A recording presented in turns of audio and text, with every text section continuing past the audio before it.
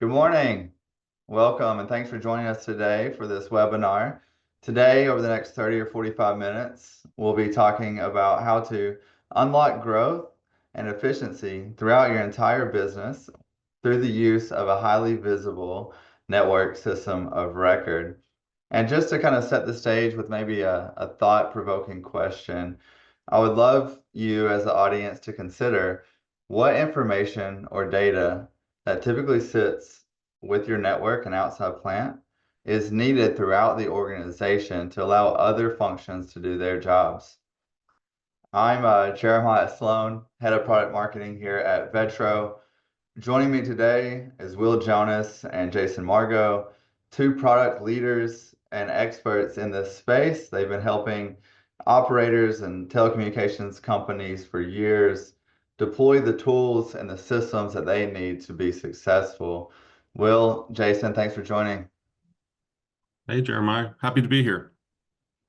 So, just to get us started, I would love to explore some of the challenges that operators face today and how that could be resolved through a highly visible network system of record. So, Will, in your experience, what sort of challenges exist out there? Yeah, there are lots. We see them all the time. Typically, these operators, they have the demand. So, people need their service. They're in areas where people don't have, high-speed internet service. So the demand is there and the funding is there. They have the means to build out these networks, but they don't have any centralized view of their assets. They don't have any ability to understand the connectivity that they need to go from A to Z. They have, very disjointed systems. Some of them are using very old legacy tools that don't work well with others. Some are frankly, still using spreadsheets and Visio diagrams and these kind of old ways of managing a network. So they don't have this centralized view to, with respect to, one, their customers or the demand, two, the products and services that they offer, and three, the one that we really specialize in is the network assets. And so when you can combine all of those, you really kind of open up some efficiencies and some ability to get time to revenue faster. I was visiting a customer last week and I was just kind of appalled by the inefficiencies that they're facing really across their entire organization just due to the fact that they have bad data. They have a system of record and a very good one, might I add. But they have bad data and they don't have a means or a plan to really address that. And it starts to really have this snowball effect across the organization where people's jobs are more difficult because they can't trust what's there. And then they have, field techs are out in the field who don't trust what they're seeing, and so they don't feel like it's worth their time to even try to fix it and send back the accurate information as it's changing. So I think it really comes down to that, the ability to have that centralized location where everyone's understanding the same information. You can visualize that information and really start to leverage it and accelerate because of it. Hey, that's spot on, Will. This work that the operators and service providers do is complicated, it's complex. There's a lot of challenges. I can tell you firsthand from building a broadband company that we face those same inefficiencies that you alluded to there. And just for the audience, please, if you have questions, throw them out in the Q&A chat as we go, and we'll try to address them. If not live, then definitely at the end of the webinar. This webinar is also being recorded, and we'll be sure to email you a link to that so you have our contact information as well. But just summarizing those challenges and inefficiencies, Will, I think that there's pressure on operators to exist in a more competitive landscape, meet higher customer expectations, and still maintain and grow profitability all at the same time. So clearly, without the right tools in place, including a visible network system of record, we face a lot of challenges and difficulties, and we pay for those challenges if we don't address them directly.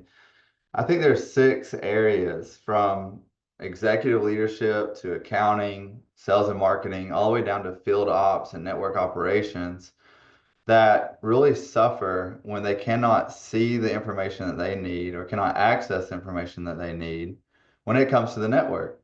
Strategically, if we're trying to make business decisions about doubling down on our existing network to improve reliability or increasing transport capacity because of utilization growth or tapping into near network markets or even expanding into new markets altogether, waiting to get the information you need to make those big decisions puts you on the back foot. And not only does it impact your executive leaders as they're trying to set strategy, but subsequently at the tactical and operational level, we can't do the work we need in the field without the right data. We start introducing audits and control measures throughout our work processes that slows us down and makes us inefficient. And ultimately, you'll have your biggest asset sitting out there, the network, that's delivering your services, it's delivering your products, and you're delaying your time to revenue because you have all of these bottlenecks in place. So thinking about putting that network system of record alongside your other systems of records, Will, like you were talking about, is absolutely how you create the most value for your organization. Jason, before we dive off too much further into the weeds, let's set some boundaries on what we're thinking about here with the system of record. So we're familiar with the OSS and BSS solution stack in terms of systems of records. We have CRMs that house our customer information. We have a single source of truth when it comes to our product catalog, and that may be a different system of record. But when we think about the network, because it touches so much other business areas, we need to define what makes a good network system of record. So, in your opinion, what are some key attributes to a system of record for the network? Sure. Yeah, thanks, Jeremiah. Good morning, everyone. So some key attributes to the system of record. One, I would say critically is the understanding of connectivity of your network. So understanding how one thing leads to the next, your point from A to Z, understanding that is really critical to a network system of record. In addition, understanding geospatially exactly where those features are or that equipment is really important.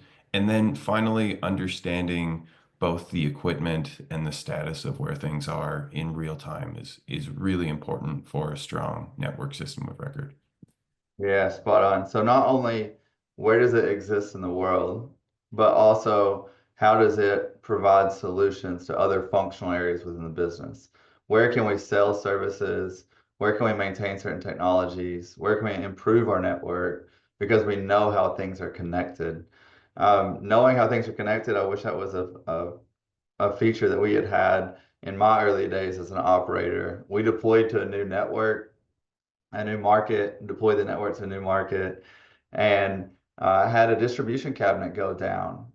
The as-built records had not made its way in from the field yet, but we'd already monetized that network and had customers who were impacted by this outage.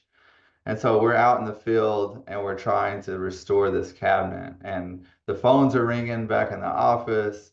Our service support teams can't really tell our customers where we're at because there's not a great system record in place that has that information visible to all of our teams. And then we discover that without that connectivity, what we thought was fed from the north was actually fed from the south. And so this outage was delayed like twice as long as it should have been because we didn't have that connectivity. What we had at the time was more of a inventory management system. It wasn't a true network system of record. Will, just thinking about the play or the interchange between customer, product, and network, there's a lot of value in having those three systems tied together and communicating with each other. What value have you seen in the past working with operators? Yeah, I think it's nothing groundbreaking. It's really about starting with the same data sets, right? Being able to speak the same language between these systems. You start with clean location data, and you're able to leverage that data for planning, and then the OSS BSS is looking at that same information, or they're relying on that same information from the system of record for your network to ensure that, when customers are getting turned up and when their, bills are going to the right location as well. And then those statuses that are so important, when they are actually services actually delivered, that comes back and gets reflected so you can start to understand, not only where your locations are, but who has your services, what services they have. And so it's really just about joining in those two systems in a really simple way. They don't need to see everything that you have between the two. It's really about finding those critical pieces of information, the critical path to success for what they can leverage and really allow them to easily get that information, easily see that information, and easily update it. And visualization is such a key part of that. If you look at a list of 100,000 addresses in a spreadsheet, it's really hard to see the demand. It's really hard to see the patterns of where those customers are, but you plot those on a map and you can really start to understand and plan appropriately, ensuring that you're getting the most bang for your buck when trying to build and optimize your network. Yeah, that's great, Will. And just thinking about what you said there with what information needs to be visible. Visibility has to also be consumable. Too much information in the wrong place is as much of an obstacle as not having the information at all. Thinking through this connection between various systems of records and getting your network system of record built, we do have a question from the audience. Can you just let me put you on the spot here and talk a bit about how we migrate data into a new system of record and preserve the integrity of that data at VETRO? Yeah, I've done it a lot. It's always a challenge, right? It's, our fearless CEO, he loves the house cleaning analogy. It's like, if you're moving houses, you don't want to take all your old junk and bring it into your new nice shiny house. And that applies a lot with system migrations.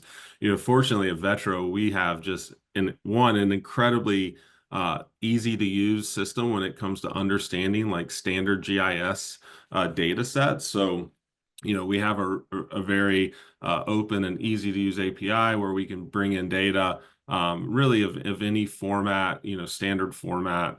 And also, being able to understand and kind of map the connectivity. We have some really great leaders here on our services and migration teams they've seen it all. They've reverse engineered everything. We've got pipelines that can handle all different types.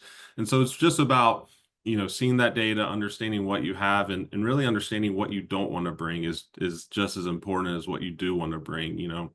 That's what I always recommend when having those conversations.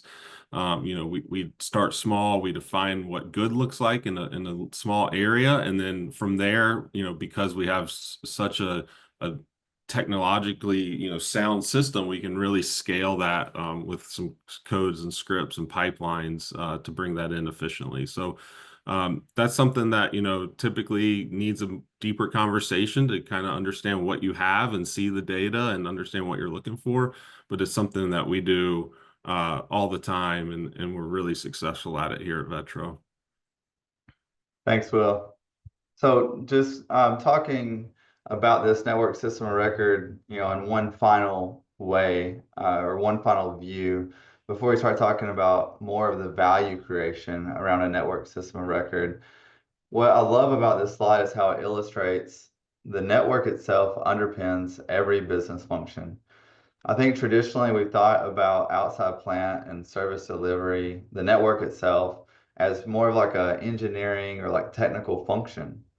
But you see here from business planning, monetization, market growth, into service support, there is information that is housed within this network asset, this network system of record, that must be shared and visible to every functional area across the business in order to do business well. So with that understanding, Will, what are some ways that from planning to support, we can start looking at leveraging this network system of record to do good things? Yeah, I think, when we're talking about demand and planning, visualization is key. Being able to, identify these leads with ease And that's not just from your marketing and sales teams. Like you leverage the general public and the need for your service in certain areas to really understand where you should build and what that demand looks like. Successful planning really starts with clean, accurate location data. Like you have to nail that. And if you don't nail that, you know, bad location data, it's not just an inconvenience. It really becomes a costly problem and it starts to kind of snowball and really impact all your other areas of your organization. And so this isn't just a concern or issue for your GIS and engineering teams. It's really about, ensuring, consistent organizational awareness with your locations across all your departments, having them all being able to rely on the same data set, the same information, and also provide tools that can help you fix and clean and score and understand this data is really something we excel at. We have some incredible tools in our suite that allow you to really, once you get those locations, validate them, understand, what is an MDU, what is a duplicate, clean these things up. And so then you're confident that you're starting with a really sound data set of clean address information, clean locations that are, spatially correct. And so you can be confident when you go send your sales teams or your marketing teams to do those, target market areas and those campaigns and sell these services that you're going to the right people and that you're going to locations that you can confidently serve. And you know that because you have the network assets kind of in reference to all this information, and you can understand your connectivity and your capacity to build and plan to these different areas. Um, so, we really provide tools that can enable that kind of market demand analysis and help you build and plan and deliver those services, with confidence and importantly, on schedule and on budget. Yeah, the visibility here of seeing demand next to your network or overlaid with your network is so empowering because it allows you to target super specifically. If you have one or two wins in a given subdivision or neighborhood, can you then extend a campaign to go ahead and get the rest of those homes while you're in that area? Or is there a near network opportunity that is easy to reach because you know your network capacity and you also see the demand starting to aggregate? Having an ability to clean that data, back to the migration question from earlier, to automatically clean that data and present it next to your network really can accelerate time to revenue. In what other, business areas or functions, do you think that we can do that as well? Yeah, I mean, there's many. I've kind of listed three critical ones here. One is obviously the ability to optimize kind of that network planning and deployment. So having that clear view of that data-driven visualization of your network makes your expansion efforts easier. Um, you know, a tool like VETRO goes beyond just a basic GIS. It's not just about, close proximity to points and lines. It's about, the underlying connectivity and the availability of capacity to, expand to these areas. Do you have the electronics to support it? Do you have the splitter capacity to support these growth demands? Having all that in one system of record where you don't have to go look here for addresses and look here for network, and you're not, looking at outdated Visios and you're unsure if the as built is as accurate as you hope. So that's really, what it comes to when we're talking about optimizing the network planning. And I'll say this is an area where we're really focused on, how we approach planning and design. We're constantly looking for better ways of analyzing that demand aggregation, leveraging kind of these design tools that can get you a quick answer to, does it make sense to build this? What does that design look like? And are those cost projections, do they fit our budgetary means? And so you can assure you that when you're doing this, you have the best information available. It's never going to be 100% perfect, but it's about having that smarter decision making based off the tools and the visualization of the data kind of at your fingertips. And so it's a place where we still think there's room for innovation. We're constantly, working with our engineering teams to kind of push the needle here, and make it even faster and a more accurate process to get you the answers you need when it comes to demand and network planning. The second place where we see a lot of success using our tools is the ability to, enhance your sales and marketing strategies. So whether that's, targeting high demand areas that you're getting real customer kind of interest from, through your website, being able to target those areas, being able to, again, understand those addresses, ensure they're accurate, ensure you're going to the right location when you're trying to sell your services. And that really can allow you to proactively, identify these leads and sell to these customers before you even deploy there. So when you are ready to deploy and when you are ready to turn up service, you've got a list of customers who you already know want your service and or have already, signed up. And that's a big advantage. You're proactively getting to that revenue as opposed to reactively having to go hunt it down based on where you build. So that's another big advantage. And then just the ability to integrate easily and again simply with these other systems like an OSS BSS is such an advantage for our customers. We've put a lot of time and we've built, we leverage a really advanced technology stack that allows us to integrate much easier than other systems of record. Integrations are always a challenge, but we've really put a lot of focus here at VETRO in making that as seamless as possible. Again, focusing on what makes sense, what can we standardize, we don't want to be building custom things for people or providing those. We want to provide these really kind of plug and play automations and solutions that allow data transfer where it makes sense, and keeping things up to date, so you can ensure that any parts of your organization that are disjointed in the tools they use, if they're connected, they're looking at the same information, they're relying on the same information, which really helps with cross-functional initiatives. And then finally, and Jason will talk a little bit more about this, but it's just about finding ways to improve that operational efficiency, whether that's utilizing advanced technology to support the entire network life cycle, having the ability to really understand your network graph, not just your geospatial graph of your network, but the connectivity graph of your network, which is a really advanced thing to be able to digest from a systems perspective. And it really requires some high-powered analysis to be able to ask these questions and get really fast answers. And that can allow you to really understand your capacity for growth, needed for growth, and not only that, but the services that you provide, and identify these other opportunities. And Yeah. so, yeah, go ahead, Jeremiah. Oh no, just you said some really good things there, made some great points.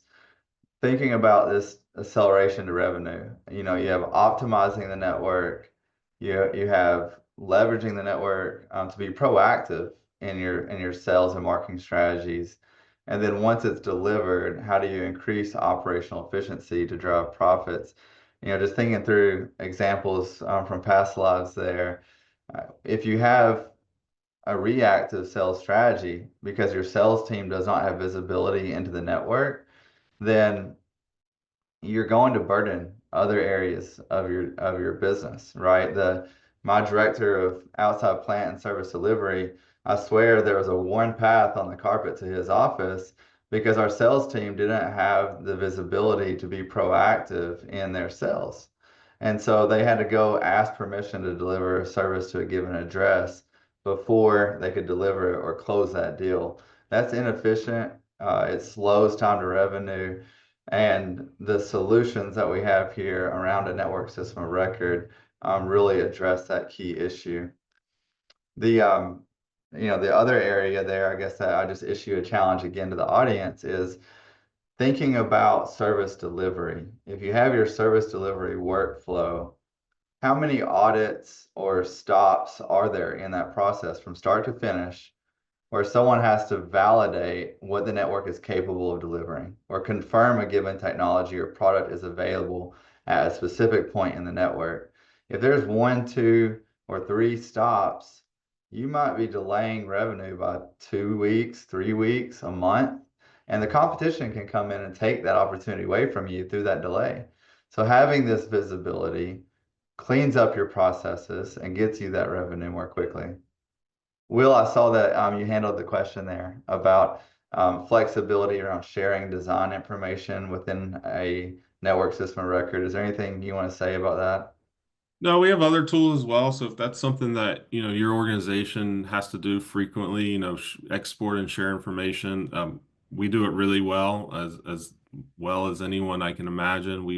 We export to, your common GIS file types, GeoJSON, shape files, KMZs, like I mentioned, as well as CSV exports and the latter. And we've also developed some tools, specific, if anyone out there is like a engineering or an EPC construction procurement firm, we have other special tools to help kind of package up designs in VETRO and deliver them, especially if you're working with other VETRO customers. So lots of capabilities there, and really a seamless tool set, from the user interface, and makes it quite easy. Yep, thank you. So we're going to shift gears here, Jason. We have demonstrated through Will's material here how a network system of record can solve real pain points for operators and get us access to revenues more quickly, especially when we place a system of record alongside other systems in a way that is adaptable and understandable and easy to digest. But once we have our arms wrapped around this system of record and we've got this complex thing built, we need to maintain it. And we need to let our fields team use it. We need to let our office teams use it. So why don't you talk to us a bit about how we can enhance collaboration through a system of record? Before you get started, though, I want to warn the audience that we're going to have a poll question coming up around this topic as well, and we'd love to get some feedback from the audience on this material specifically. So, Jason? Yeah, thanks, Jeremiah. So we've talked your ear off about the term network system of record today, Can but we use an acronym for that? That's so many words, right? yeah, but let's see how it applies to driving value for the field staff. So one of the ways that it really does is through data accuracy and integrity. I've seen this personally, as an example, finding features. So for example, if your data is out of date or the GIS coordinates aren't exact, I've seen one instance where a group was trying to find a handhole in the ground. There was about a foot of snow, and it took them literally 3 hours to find this handhole, and that that literally took a lot of their day that they would have been going and doing other things as well. We see this pretty commonly when you have a more paper process or you don't have an efficient approvals process. We see data that's out of date, which means that you might be going into the field thinking you're going to see one thing, and something's changed in that time and it just hasn't been reported back to you. That can cause additional truck rolls, obviously, or it can cause you to bring the wrong equipment or materials. We also see issues where people will be submitting changes that shouldn't be able to. So somebody will say, I made this change to the splicing, I um, or I want to move this to another place. And that's automatically put in some people's system of record, which is not ideal. You don't want the wrong subcontractor making this change, and then your network is saying the wrong thing that it should be. That can cause poor decisions down the line, thinking one thing versus another. Beyond that, I've already talked a little bit about operational efficiency, but some things that we see that are less efficient when you have this poor system of record, people can be spending hours of unnecessary network downtime because they don't understand exactly where features are or what was causing that issue or that outage in the field. We see people spending hours on cut sheet preparation and sending that out to people when it can be as quick as a few clicks in our system. And we see staff missing necessary info for closeout packages and things like that, which causes additional truck rolls to go get that information. Beyond that, and this is particularly important for a mobile application, is network accessibility and access. Having the right people who are able to see the right things. For example, I'm sure you have contractors, or many of you would have contractors that you don't want to see all of the information. So limiting that scope down to things. Also, when you're in areas that have poor cell service or network connectivity, like really really being able to see that, being able to make those changes, not having to revert to a paper process in those areas, that adds a lot of efficiency for you. I've talked a little bit about where we're driving value, but that impact really rolls up into that time and money efficiency, whether you are trying to get things built that for for a lower cost, or you are growing as fast as possible and need to do so with the right information.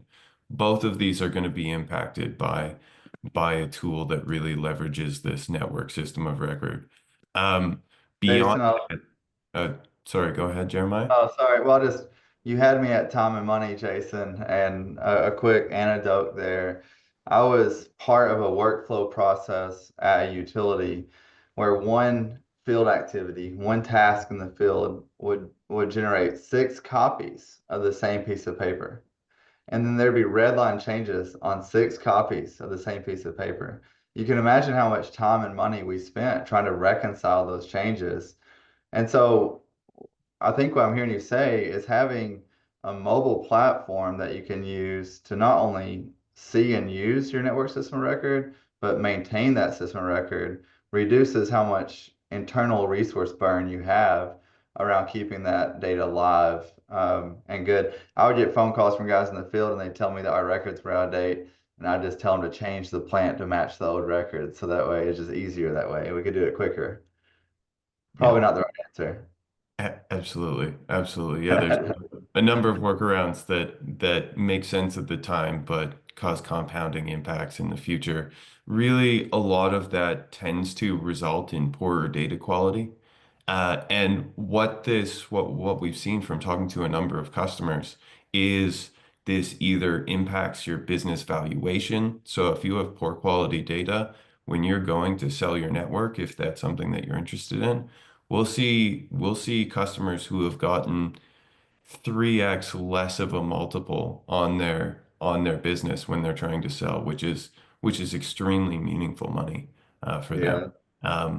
The other thing that happens when you have this better quality data, I've already kind of mentioned this, but your ability to operate it efficiently and get the best return on investment that you have, whether that's doing network maintenance efficiently or things like that when the network's already built. These are things that really add to the value of your business.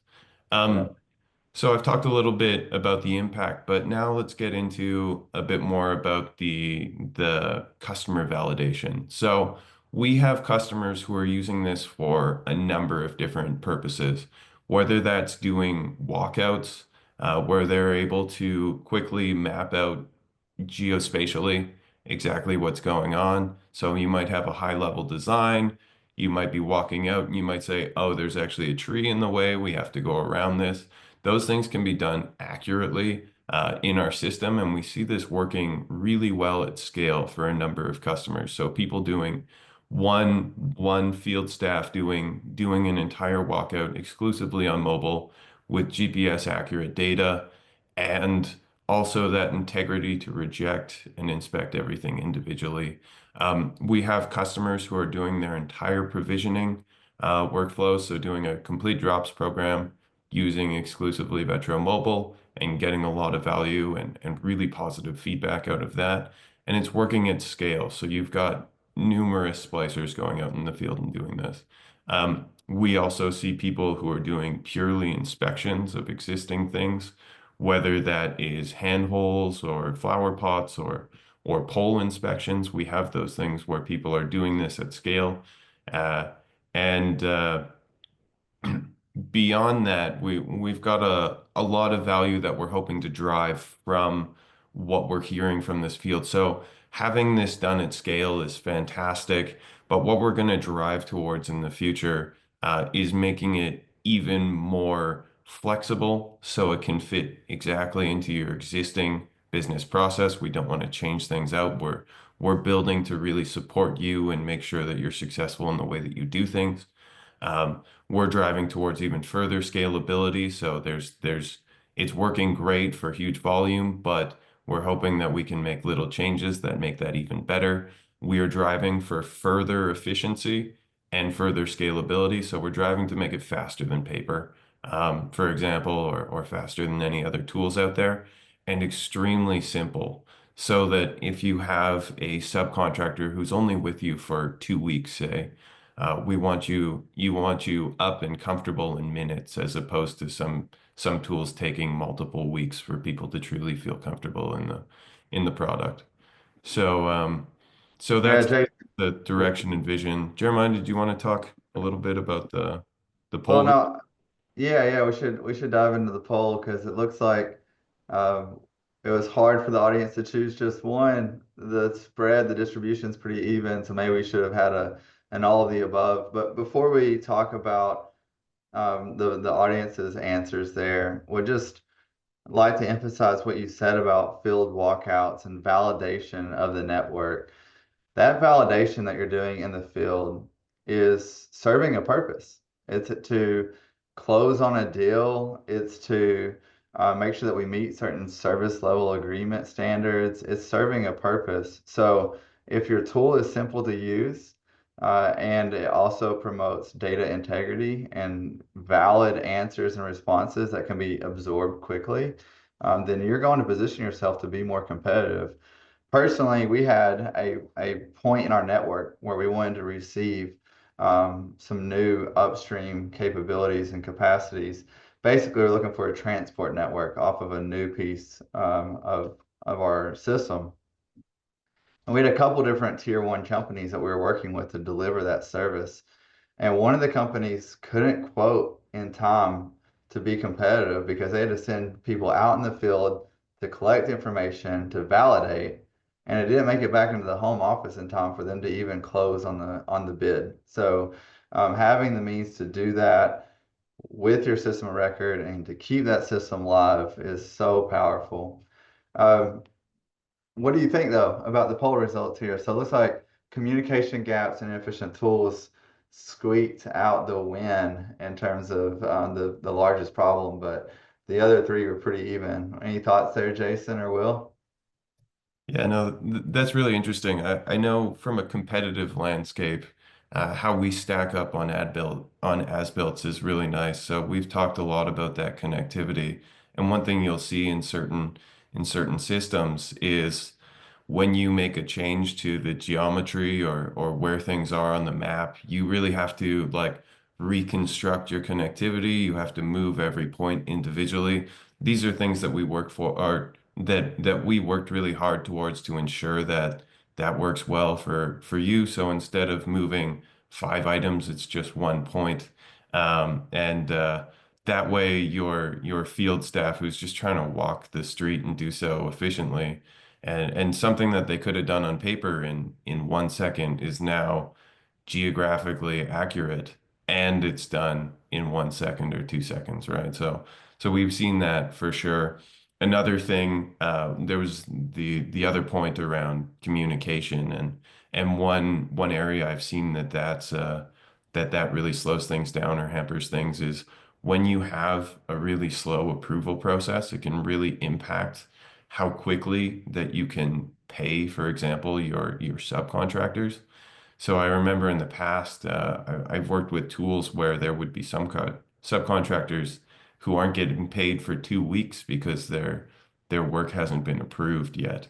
So things like that, where you can do that efficiently and you can do so at scale, is really important for us. And we've demonstrated that we can do that at scale, and we're making it even better so that you can have happy subcontractors. You're able to get enough field staff when you need them to really grow effectively, and it's something that we're really proud of. Yeah. Love it. And we had a question that related to one of the areas that you're talking about there. How do we handle shifts or adjustments to the geometry of objects, especially when using things like aerial imagery. And hearing what you said, preserving the spatial relationship between different objects is something that we take seriously and want to provide simple solutions around.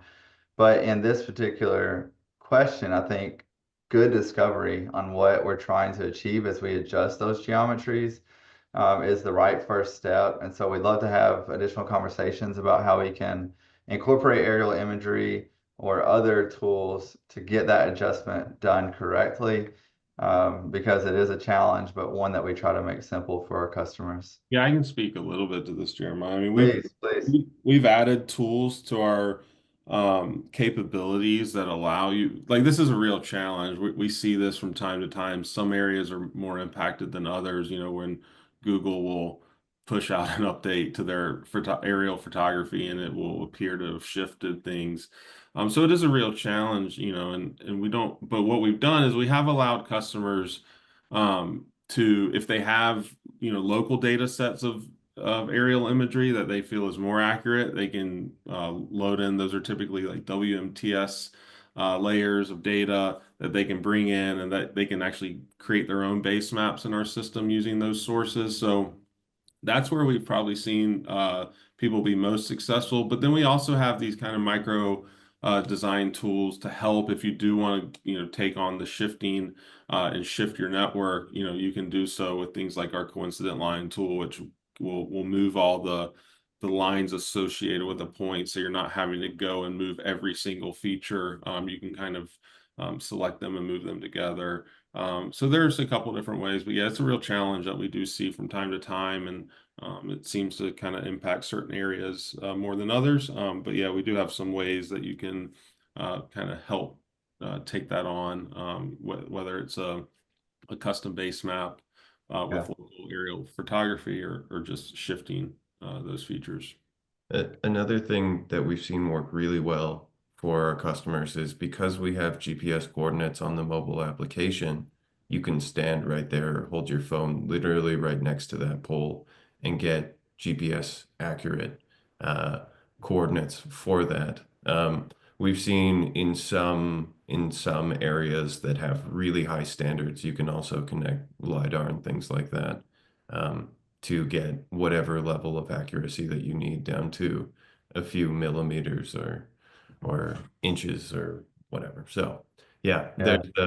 there's a ton that can be done for addressing that and making sure that's accurate, both visually with the satellite imagery or physically on the map and getting the exact right coordinates. Yeah, thanks, guys. You know, you hinted at some core values of who VETRO is as a company, which I think is a good next step, is to talk a bit about who we are. But you know, just to emphasize what we discussed to this point, and that is a network system of record serves everyone within the company. And so, again, more challenges to the audience. Go talk to your other team members. Go talk to your other functional areas to help them understand how you could create visibility around your network records in a way that helps them be more efficient and effective. And thinking about VETRO as a partner, you know, VETRO has over 10,000 users spread out through 300 plus customers in 25 countries. Will founded the company in 2017, and hearing Will Mitchell, but hearing Will Jonas, so many Wills at VETRO, hearing Will Jonas talk about the approach that we take to build tools to help with those most challenging of tasks is really central to who we are as a company. We promote simplicity and we promote intuitive tools that can help operators solve real pain points. So would love, you know, to have more conversations with you if you're on the webinar today about your pain points, about your workflows, and explore ways that maybe we could help. We have a number of shows that we'll be at in the near term, so please find us there and we'll chat, or send us an email at sales@vetrofibermap.com. Again, this webinar has been recorded, so we'll send that out to you via email with some additional contact information. I think we have a few minutes here before the webinar needs to wrap up. Are there any final questions that need to come in?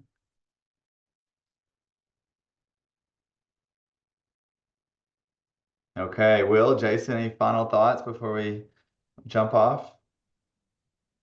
No, just thanks for always a pleasure to talk, Jeremiah. And these are things that our company is really passionate about, and I think that shows through our products that we develop. And like you said, we're always striving to innovate and come up with these purpose-built applications that solve real-world problems. So just appreciate the time from everyone out there, and I'm sure talking later.